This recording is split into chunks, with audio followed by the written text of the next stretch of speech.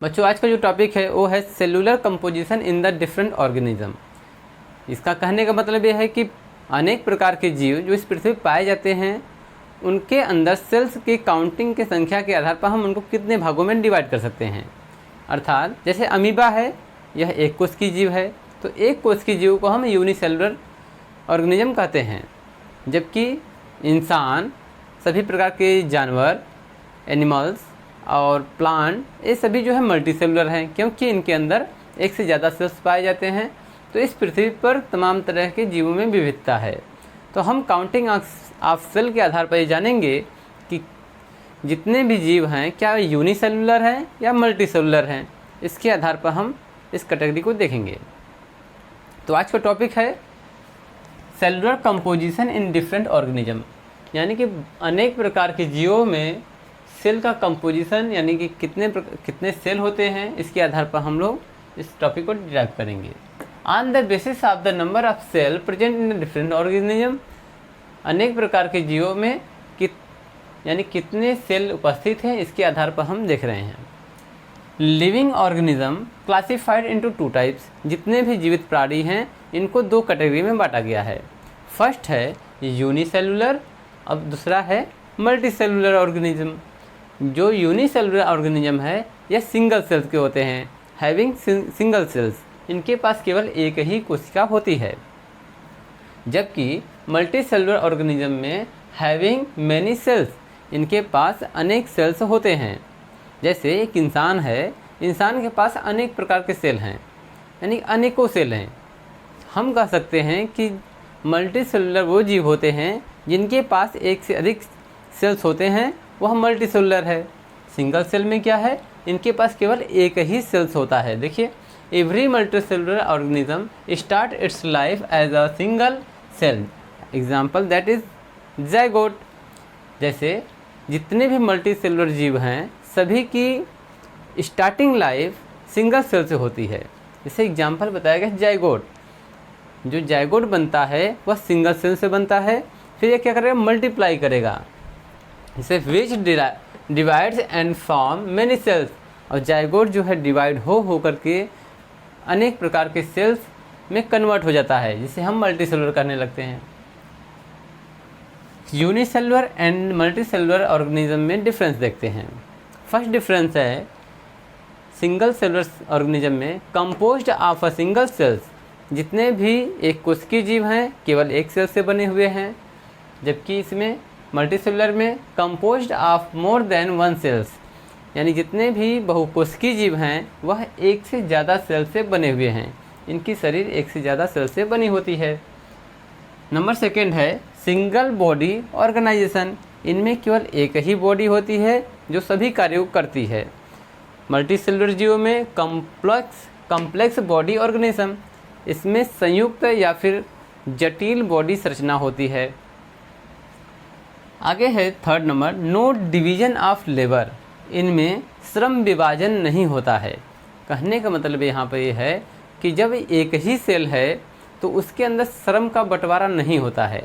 हाँ, ऑर्गेनेल्स के बीच में हो सकते हैं, पर इनके पास सेल्स एक ही है तो सेल में कोई भी बंटवारा नहीं होता है, अर्थात नो डिवीजन ऑफ लेबर, श्रम विभाजन नहीं होता है। जबकि मल्टीसेलुलर जीवों में डिवीजन ऑफ लेबर होता है, यहाँ पर श्रम विभाजन होता है, क्योंकि मल्टीसेलुलर जीवों में या प्लांट्स में इनके पास अलग अलग टाइप के अंग होते हैं। जैसे इंसानों के पास ये फिंगर्स हैं, ये हैंड है, लेग है, नोज है, आइज़ है, हेयर, तो सभी का यहाँ पर अलग अलग वर्क है।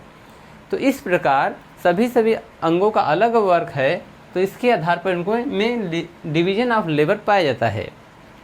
सेल्स में भी पाया जाता है, टिश्यूज में भी पाए जाते हैं और ऑर्गन्स में भी पाए जाते हैं, ETC, यानी कोशिकाओं में, ऊतकों में और अंगों में लेबर ऑफ डिवीजन पाया जाता है। ठीक है। फोर्थ नंबर है include both eukaryotic and the prokaryotic. जो यूनिसेलुलर जीवों में इसमें दोनों आते हैं, यूकैरियोटिक सेल्स और प्रोकैरियोटिक सेल। अब यहाँ पर यूकैरियोटिक और प्रोकैरियोटिक क्या है, तो प्रोकैरियोटिक वे जीव होते हैं जिनके अंदर या सेल के अंदर न्यूक्लियस पूर्ण रूप से विकसित नहीं होता है। यूकैरियोटिक सेल्स में यहाँ पर जो न्यूक्लियस है वो पूर्ण रूप से विकसित होता है, स्पष्ट होता है। तो दोनों तरह के इसमें प्राणी आएंगे। इसमें है इंक्लूड ओनली यूकैरियोटिक सेल्स। जो मल्टी सेलुलर जीव हैं इनमें केवल यूकैरियोटिक सेल्स ही आते हैं। इनके सेल्स के अंदर न्यूक्लियस पूर्ण रूप से विकसित होता है और स्पष्ट दिखाई देता है। नंबर 5 है शेप। यूनिसेलुलर जीवों में इरेगुलर शेप है, यानी कि जो संरचना है वह इरेगुलर है, अस्पष्ट है, बदलती रहती है। जैसे अमीबा, उसका शेप अलग अलग टाइप का है। और यहाँ पर है शेप डिफिनिट। जो जितने भी मल्टी सेलुलर प्राणी होते हैं, जीव होते हैं, ऑर्गेनिज्म होते हैं, उन सभी में डेफिनिट शेप होता है, एक निश्चित आकृति होती है। 6 नंबर से है ग्रोथ। यूनिसेलुलर जीव जो होते हैं increase in the size of the cell. अगर किसी भी यूनिसेलुलर जीव में अगर सेल का आकार बढ़ रहा है, कोशिका की आकार बढ़ रही है, तो वह सेल जो ग्रोथ करेगी। मल्टी सेलुलर जीवों में growth increase in the number of cells by the all division. जब सेल में डिवीजन होता है, सेल की संख्या बढ़ती है, तो इनमें शरीर ग्रोथ करता है। जैसे एग्जाम्पल देख लेते हैं मल्टी सेलुलर जीवों में। एग्जाम्पल है fungi, animals, plants and humans etc।